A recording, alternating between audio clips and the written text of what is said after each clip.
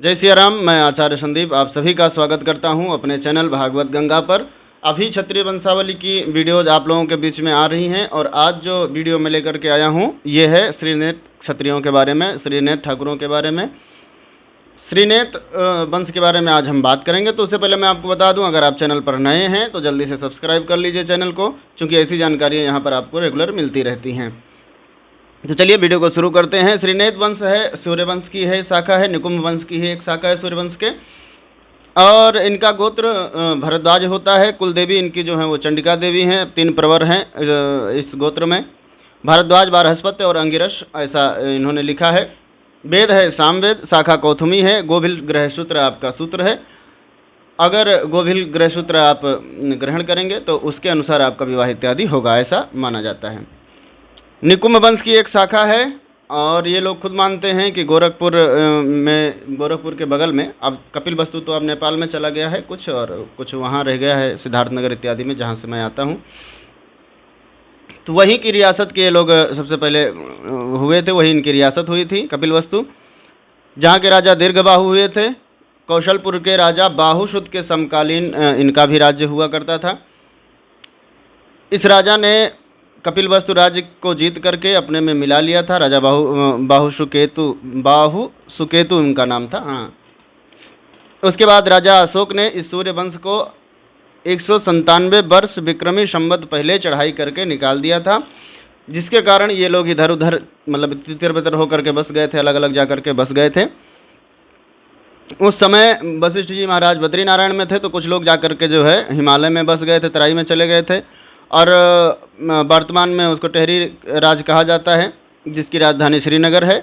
कहा जाता है कि इस वंश के राजा ने दिल्ली दरबार में कभी भी अपना सिर नहीं झुकाया था, इसीलिए इनका नाम जो है सिरनेत रखा गया है। इनकी उपाधि सिरनेत हुई, या अथवा श्रीनेत कहा जाता है उनको, अपभ्रंश के कारण, वाणी अपभ्रंश के कारण श्रीनेत कहा जाता है। सिरनेत इस इनका नाम हुआ करता था, उपाधि हुई करती थी, क्योंकि दिल्ली में इन्होंने कभी भी अपना सिर जा कर के नहीं झुकाया था।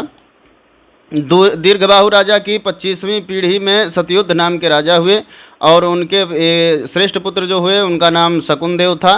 राजा मझौली दिग्विजय सेन ने अपनी लड़की चंद्रप्रभा से इनका विवाह कर दिया और दायज में 150 कोस राज देकर के रुद्रपुर के पास सिंहासन पर बिठला दिया था।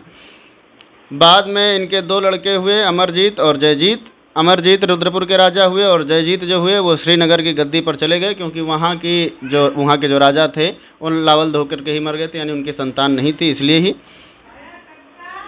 आगे अमरजीत की 26वीं पीढ़ी में लवंगदेव राजा हुए। इनके 3 लड़के हुए, महिमा, महिलोचन और चंद्रमाल। श्रीनगर की गद्दी खाली हुई तो महिमा में अपने छोटे भाई चंद्रमाल के साथ श्रीनगर चले गए, और महिलोचन रुद्रपुर के राजा हुए। इनकी 20वीं पीढ़ी में भगवंत सिंह नाम के राजा हुए, काफ़ी प्रतापी राजा हुए। इनके 150 कोस का राज्य इन लोगों ने कायम किया, बनाया। रणधीर सिंह 87 कोस का राजा हुए, जो 87 के नाम से भी प्रसिद्ध हैं।